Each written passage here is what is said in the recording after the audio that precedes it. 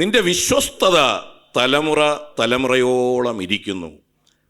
അങ്ങ് ഭൂമിയെ സ്ഥാപിച്ചു, അത് നിലനിൽക്കുന്നു. അവ ഇന്ന് വരെ ദൈവം വെച്ച നിയമപ്രകാരം നിലനിൽക്കുന്നു. എന്നിട്ട് അടുത്ത് പറയുന്നു, സർവ സൃഷ്ടികളും ദൈവത്തിൻ്റെ ദാസന്മാരല്ലോ. സ്തോത്രം. നമ്മെ മാത്രം ഒഴിച്ചു നിർത്തിയിട്ട് ബാക്കി എല്ലാവരെയും കൂട്ടി ദൈവം പറയുകയാണ്, ഇന്ന് വരെ ഈ ഭൂമിയും അതിലുള്ളതൊക്കെ എന്ത് ചെയ്തിരിക്കുന്നു? ദൈവം ഒരു നിയമം വെച്ചു, ആ നിയമപ്രകാരം നിലനിൽക്കുന്നു. സ്തോത്രം. ഞാൻ ഇടയ്ക്ക് ഈ കഴിഞ്ഞ ആഴ്ച പറഞ്ഞപ്പോൾ ഞാൻ പറഞ്ഞു, പെർഫെക്റ്റായത് തരാൻ ദൈവത്തിന് മാത്രമേ പറ്റൂ, ഉത്തമമായത്. മനുഷ്യന് ഒരിക്കലും ഒരു പെർഫെക്റ്റായത് ചെയ്യാൻ പറ്റത്തില്ല. സ്തോത്രം. ഒരല്പം കഴിയുമ്പോൾ അതിൽ ഒരുപാട് കുറവ് കാണും. സ്തോത്രം. ദൈവം അങ്ങനെയല്ല. ആയിരക്കണക്കിന് വർഷത്തിന് മുമ്പ് സൃഷ്ടിച്ചതിൽ ഇന്ന് വരെ എന്തെങ്കിലും ഒരു അഡീഷണൽ സൃഷ്ടിപ്പ് വേണമെന്ന് ഈ ആധുനിക യുഗത്തിൽ പോലും തോന്നിയിട്ടില്ല. കാളവണ്ടി പോലും ഇല്ലാതിരുന്ന ഒരു കാലത്ത്, മനസ്സിലായോ? ഈ ഫ്ലൈറ്റും ഈ റോക്കറ്റും ഈ ട്രെയിനും ഒക്കെ മുന്നമേ കണ്ട ദൈവമാണ് നമ്മുടെ കർത്താവ്. അപ്പം ഇതിനൊക്കെ ആവശ്യമായതൊക്കെ ഒരു മാറ്റവും വേണ്ട. പോട്ടെ, അത് ദൈവത്തിൻ്റെ മഹത്വം. സ്തോത്രം. ഞാൻ മുമ്പൊക്കെ പറയാറുള്ളത് പോലെ നമ്മുടെ സൺഡേ സ്കൂളിൻ്റെയൊക്കെ കുട്ടികളോട് പറയുന്ന ഒരു 6-ാം ദിവസം ദൈവം മനുഷ്യനെ സൃഷ്ടിച്ചു. കാരണം മറ്റൊന്നുമല്ല, മനുഷ്യന് നിൽക്കാനും മനുഷ്യന് ശ്വസിക്കാനും അവന് പാർക്കാനും അവന് ഭക്ഷിക്കാനും വേണ്ടിയതൊക്കെ ഒരുക്കിയിട്ട് ദൈവം മനുഷ്യനെ സൃഷ്ടിക്കും. സ്തോത്രം.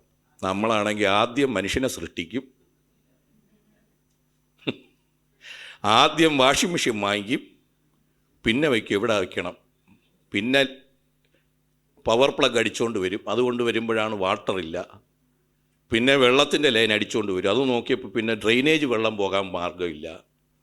സ്തോത്രം. ഇങ്ങനെ തുടങ്ങി എന്തൊക്കെ പരിപാടിയാണ്. സ്തോത്രം. പിന്നെ ഇന്ന് വീട് വയ്ക്കുന്നവരൊക്കെ ഇതൊക്കെ അല്പം കൂടെ കണ്ടിട്ട് വയ്ക്കും. പക്ഷെ ഇന്നത്തെ ഉപകരണത്തിനല്ലേ കാണാൻ പറ്റൂ. നാളെ വരുന്ന ഉപകരണം എന്താണെന്ന് ആർക്കറിയാം? സ്തോത്രം. AC വയ്ക്കാൻ വരെ പവർ പോയിൻ്റൊക്കെ ഇട്ടു. പക്ഷേ ഈ കാറ് ചാർജ് ചെയ്യാനുള്ള ഇലക്ട്രിക് ഇപ്പോഴൊക്കെയാണ് വന്നത്. ഇപ്പോൾ ഒരു ഇലക്ട്രിക് കാറ് മേടിച്ചാൽ പ്രത്യേകിച്ച് അതിന് ഒന്നേന്ന് ദൈവത്തിന് ഇതിൻ്റെ ഒന്നും ആവശ്യമില്ല. എത്ര ദൈവമക്കൾക്ക് ദൈവത്തിന് സ്തോത്രം പറയാ. എന്നെ സൃഷ്ടിക്കുന്നതിന് മുമ്പേ എനിക്ക് വേണ്ടുന്നത് എന്ത് എന്നൊക്കെ നന്നായി അറിയുന്ന ഒരു സർവശക്തനായ ദൈവം അതിന് തക്കവണ്ണം കരുതിയിട്ടുണ്ട് എന്ന് വിശ്വസിച്ച ദൈവത്തിൽ ഉറപ്പുള്ളവർ. അതുപോലെ സമാനമായ ഒരു കാര്യമാണ് ഇവിടെ ദൈവം പറയുന്നു. ഈ നിയമം ദൈവം സ്ഥാപിച്ചിട്ട് ഇതിനെല്ലാം ഒരു നിയമം കൊടുത്തു. സ്തോത്രം. നമുക്കറിയാലോ, നമ്മുടെ രാജ്യത്തിനൊരു നിയമമുണ്ട്. എല്ലാ രാജ്യങ്ങൾക്കും ഓരോ നിയമങ്ങൾ, ഓരോ സൊസൈറ്റിക്ക് ഓരോ നിയമങ്ങൾ, സഭയ്ക്ക് ഓരോ നിയമം, ഇങ്ങനെയൊക്കെ ഉണ്ട്. എന്നാൽ കാലാകാലങ്ങളായി ഇതിനെല്ലാം മാറ്റങ്ങൾ വരും, അമെൻമെൻറ്റുകൾ ഇതിന് വരുത്തും, ഭരണഘടന ഭേദഗതികൾ വരുത്തും. കാരണം ഇതൊന്നും അന്ന് കാണാൻ പറ്റിയില്ല. ഇപ്പോൾ സൈബർ കുറ്റങ്ങൾക്കൊക്കെ പ്രത്യേക നിയമം വേണം. കാരണം ഇത് എഴുതിയപ്പോൾ സൈബറും ഇല്ല, മനസ്സിലായില്ലേ? ഇത് എഴുതിയ കാലത്ത് ഇതൊന്നും ഇല്ല. അപ്പോൾ പിന്നെ അതൊന്നും അന്ന് ഉൾക്കൊള്ളിക്കാനായിട്ട് പറ്റിയില്ല. അപ്പോൾ പിന്നെ ഇപ്പോൾ പറയുന്നു ഇതിനൊക്കെ ഒരു മാറ്റം വരണം. എന്നാൽ ഈ പുസ്തകം പറയുന്നു ദൈവം ഒരു നിയമം വെച്ചു. അതിങ്ങനെ എല്ലാ വർഷവും മാറ്റിക്കൊണ്ടിരിക്കേണ്ട കാര്യമില്ല. തലമുറ തലമുറയായിട്ട് അതിനൊരു മാറ്റം വരുത്തേണ്ട കാര്യമില്ല. ദൈവം അന്ന് സ്ഥാപിച്ചത് ആ നിയമത്തിന് ഒരു വള്ളിയോ പുള്ളിയോ തെറ്റാതെ ഇന്നും പ്രകൃതി സൃഷ്ടികൾ അത് ദാസന്മാരെന്ന പോലെ അനുസരിച്ചു കൊണ്ടിരിക്കുന്നതിനായി ദൈവത്തിന് സ്തോത്രം. മാവിനോട് പറഞ്ഞു, നീ മാങ്ങ കാച്ചാൽ മതി. തെങ്ങിനോട് പറഞ്ഞു, നീ തേങ്ങ കായ്ച്ചാൽ മതി. അന്നും കായ്ക്കുന്നു, ഇന്നും കായ്ക്കുന്നു. കായ്ക്കാത്ത ഒന്നുണ്ടെങ്കിൽ നമ്മളേ ഉള്ളൂ. നല്ല ഫലം കായ്ക്കാൻ പറഞ്ഞു. നമ്മൾ പിന്നെ ഇടയ്ക്ക് ചിലപ്പം നല്ലതും കായ്ച്ചിട്ട് സ്തോത്രം. മനസ്സിലാകുന്നുണ്ടോ? സ്തോത്രം. ദൈവം ഒരു നിയമം സ്ഥാപിച്ചു, മാറ്റമില്ലാത്ത നിയമമായി തലമുറയോളം അത് സ്ഥിരമായിരിക്കുന്നു. സകല സൃഷ്ടികളും ഒരു ദാസനെ പോലെ ആ പറഞ്ഞ നിയമത്തിന് വിധേയപ്പെട്ട് ജീവിക്കുന്നു. ഇന്ന് പകൽ ഇത് കേൾക്കുന്ന ദൈവമക്കളോട് പറയട്ടെ, ആ നിയമത്തിന് വിധേയപ്പെട്ട് ഞാനും നിങ്ങളും ജീവിച്ചാൽ അതിൻ്റെ നന്മ നമ്മൾ അനുഭവിക്കും, അതിൻ്റെ സമാധാനം നമ്മുടെ കുടുംബങ്ങൾ അനുഭവിക്കും. എത്ര പേർക്ക് ദൈവത്തിൻ്റെ സ്തോത്രം പറയാ? ഹല്ലേലൂയ. ആ ഒരു നിയമം വെച്ചത് നമുക്കെന്തെങ്കിലും ദോഷം വരാനല്ല.